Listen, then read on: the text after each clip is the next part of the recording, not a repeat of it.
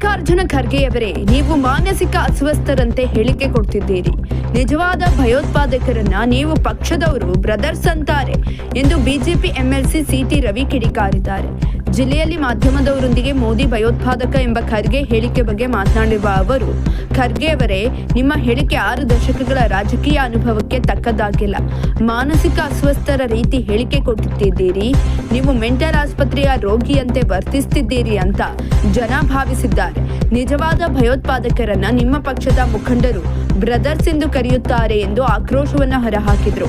ನಿಮ್ಮ ಪಕ್ಷ ಮೊಹಮ್ಮದ್ ಕಾ ದುಖಾನ್ ಮಾತನಾಡ್ತಿತ್ತು. ನೀವು ಮಾರ್ಕೆಟಿಂಗ್ ಮಾಡ್ತಿರೋದು ನಫರತ್ ಕಾ ದುಖಾನ್. ಗುಜರಾತ್ನ ಜನ ಅನಕ್ಷರಸ್ಥರು, ಮೋದಿ ಭಯೋತ್ಪಾದಕ ಎಂದಿದ್ದೀರಿ.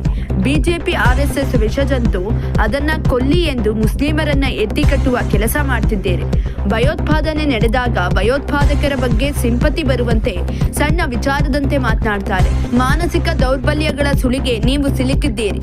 ನೀವು ನಿಮ್ಮ ಪಕ್ಷವನ್ನ ಎದುರಿಸಲಾಗದ ಅಸಹಾಯಕ ಸ್ಥಿತಿಯಲ್ಲಿದ್ದೀರಿ ಅಂತ ವಾಗ್ದಾಳಿಯನ್ನ ನಡೆಸಿದ್ದಾರೆ. ನೀವು ಕರ್ನಾಟಕದ ಉನ್ನತ ಸ್ಥಾನದಲ್ಲಿದ್ದೀರಿ, ರಾಜ್ಯಕ್ಕೆ ಗೌರವವನ್ನ ತರುತ್ತೀರಿ ಎಂದು ಭಾವಿಸಿದ್ವಿ. ನಿಮ್ಮ ಹೇಳಿಕೆ ಕರ್ನಾಟಕ ಕನ್ನಡಿಗರ ಗೌರವವನ್ನ ಹಾಳು ಮಾಡುವ ರೀತಿ ಇದೆ ಅಂತ ತಿಳಿಸಿದ್ದಾರೆ.